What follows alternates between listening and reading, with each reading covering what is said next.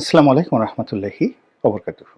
সম্মানিত দর্শক, বিএনপির চেয়ারম্যান জনাব তারেক রহমান সাহেবের দেশে ফেরা, তার মায়ের যে স্মরণ সভা, জানাজা, এতে অংশগ্রহণ করা এবং এই সময়টাতে বাংলাদেশে থেকে তিনি যে নির্বাচন পরিচালনা করছেন, এর পেছনে দিল্লির গ্রিন সিগন্যাল রয়েছে।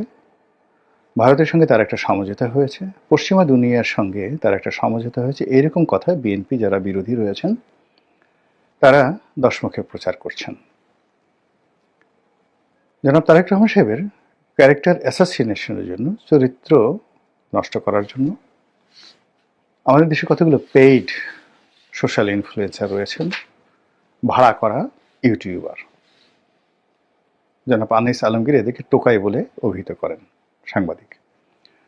তো তারা সেই নরেন্দ্র মোদীর সঙ্গে, জয়শঙ্করের সঙ্গে, কিংবা যেটাকে বলা হয় ভারতের উত্তরপাড়া মিলিটারি ইন্টেলিজেন্স বা রয়ের সঙ্গে তারেক রহমান সাহেবের কী সম্পর্ক,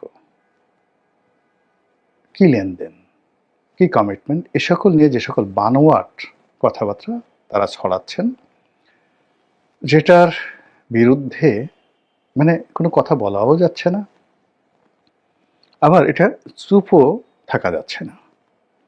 আর এই মুহূর্তে বিএনপি এরকম একটা নাজুক অবস্থার মধ্যে আছে। সেই নাজুক অবস্থার কারণে আসলে বিএনপি কোনো কিছু নাড়া দিতে চাচ্ছে না, তারা যে কোনো মূল্যে নির্বাচনের দিকে যেতে চাচ্ছে।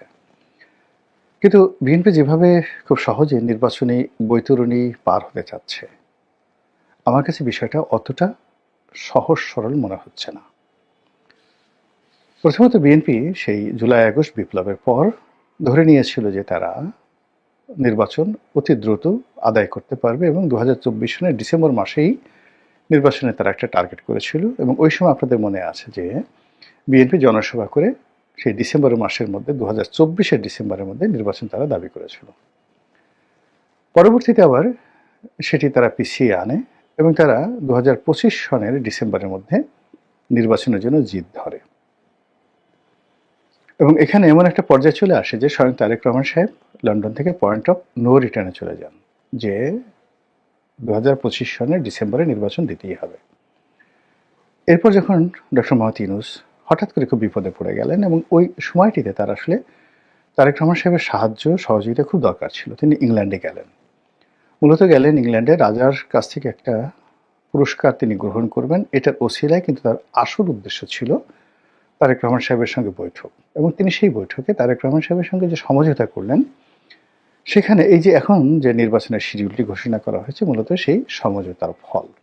বিএনপি এখন পর্যন্ত ডক্টর মোহাম্মদ ইউনূসের কমিটমেন্ট এবং নির্বাচনের তফসিল এবং ডিসেম্বর মাসের তাদের যে টার্গেট ছিল 2025-এর, সেটার পরিবর্তে 2026-এর ফেব্রুয়ারিতে যে নির্বাচন হচ্ছে, এটার উপর পরিপূর্ণ আস্থা এবং বিশ্বাস রেখে চারিদিকে যে আওয়াজগুলো হচ্ছে, কথাবার্তাগুলো হচ্ছে, কনস্পিরেসির যে সকল শব্দ শোনা যাচ্ছে, সব কিছুকে অ্যাভয়েড করে তারা বিপুল বিক্রমে সামনে এগিয়ে যাচ্ছে। এখানে যে সমস্যা, সেই সমস্যা হলো যে আমাদের দেশের প্রচলিত প্রথা হলো বাড়া ভাতে সবসময় ছাই পড়ে, এটাই বাস্তবতা। তো সেক্ষেত্রে একেবারে তীরে এসে নৌকা ডোবা, বাড়া ভাতে ছাই পড়া, এই জিনিসগুলো যে বাঙালির প্রাত্যহিক জীবনে অহরহ ঘটে এবং বাংলা প্রবাদ এবং প্রবচনে যে এই জিনিসগুলো থাকে, এই বিষয়গুলো আমাদেরকে স্মরণ রাখতে হবে।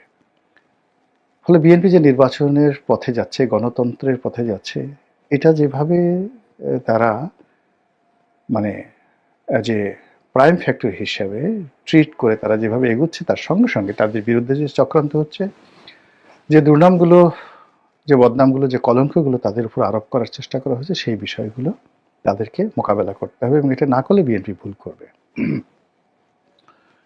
এই মুহূর্তে বিএনপি বিরোধী যারা লোকজন আছে, তারা বিএনপিকে ট্যাগ দিতে চাচ্ছে যে তারা ভারতের সঙ্গে একটি দস্তখত বা গোলামি চুক্তি স্বাক্ষর করে তারা বাংলাদেশে আসছে। সেই গোলামি চুক্তিগুলো কি হতে পারে? ইন্টারনেটে বিএনপি বিরোধী যারা লোকজন তারা বলে বেড়াচ্ছে যে শেখ হাসিনার জমানাতে ভারতের সঙ্গে যে দ্বিপাক্ষিক চুক্তিগুলো হয়েছে কোনো রকম প্রশ্ন ছাড়া এই চুক্তিগুলো বাস্তবায়ন করতে হবে। আর এটা যদি জনগণের মধ্যে প্রচার করা যায়, ভারত বিরোধী মনোভাবকে চাঙ্গা করা যায়, তাহলে বিএনপি এবং আওয়ামী লীগকে ট্যাগ দিয়ে ভারতের দালাল হিসেবে একই ক্যাটাগরিতে ফেলানো যায় এবং সেই কাজটি যারা বিএনপি বিরোধী তারা করে যাচ্ছে। তারা আরও বলার চেষ্টা করছে যে সাবেক স্বৈরাচার, সাবেক ফ্যাসিবাদ শেখ হাসিনার সঙ্গে তারেক রহমান সাহেবের টেলিফোনে কথা হয়েছে, 7 মিনিট, 8 মিনিট, 10 মিনিট কথা হয়েছে। তারা বলার চেষ্টা করছে যে সংসদ ভবনে এসে জয়শঙ্করের সঙ্গে তারা ঘণ্টাধিক, 1 ঘণ্টার চেয়ে বেশি সময় তারা একান্ত বৈঠক করেছে।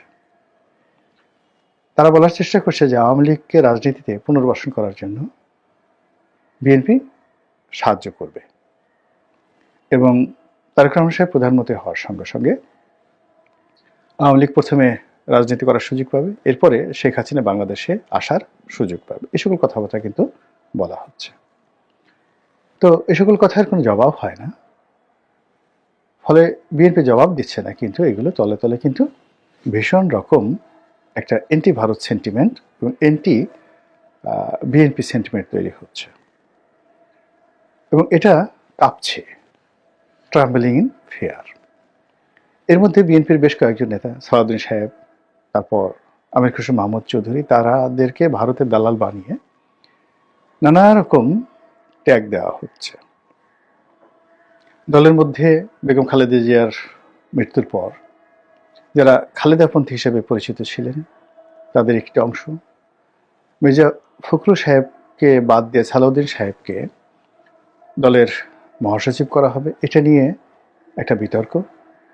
রুহুল কবির রিজভী বনাম সালাউদ্দিন সাহেব, এটা নিয়ে একটা দ্বন্দ্ব। এই জিনিসগুলো তারেক রহমান সাহেবকে ফেস করতে হচ্ছে। একই সঙ্গে নানা পক্ষের নানা চক্রান্ত, নিরাপত্তা হুমকি এবং দেশের অর্থনীতি, সামাজিক প্রেক্ষাপট সব মিলিয়ে বিএনপিকে রীতিমতো নাস্তানাবুদ করে ছাড়ছে।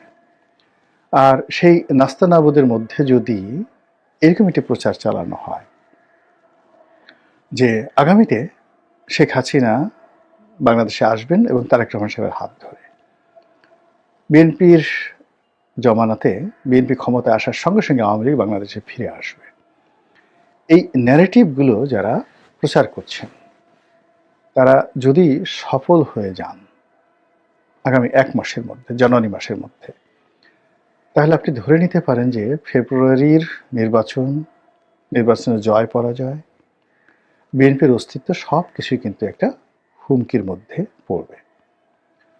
তো এটাকে আসলে অনেকটা স্যাটায়ার করার জন্য মূলত এখানে আজকে শিরোনামটা তৈরি করেছি। সেটি হলো যে বিএনপির উচিত যে হ্যাঁ, ভারতের সঙ্গে আমাদের কথা হয়েছে, ভারতের সঙ্গে আমাদের কথা হয়েছে। ভারত, বিএনপি যদি গণতান্ত্রিকভাবে নির্বাচিত হতে পারে তাহলে সেক্ষেত্রে ভারত আওয়ামী লীগের যারা লোকজন রয়েছে তাদেরকে বন্দি বিনিময়ের চুক্তির অধীন সেটা রেসপেক্ট করে তাদেরকে বাংলাদেশে ফেরত দেবে। এবং একথা যদি বিএনপির যারা লোকজন আছে তারা 10 মেকে প্রচার করতে পারে যে ভারতের সঙ্গে আমাদের কথাবার্তা হয়েছে, যেহেতু কথাবার্তা হয়েছে এটা ওপেন সিক্রেট, তাহলে কি কথা হয়েছে? এখন কথা হয়েছে যে আগের চুক্তিগুলো রাখতে হবে, ট্রানজিট দিতে হবে, ভারতের দাস হতে হবে, শেখ হাসিনাকে রাজনীতি করার সুযোগ দিতে হবে।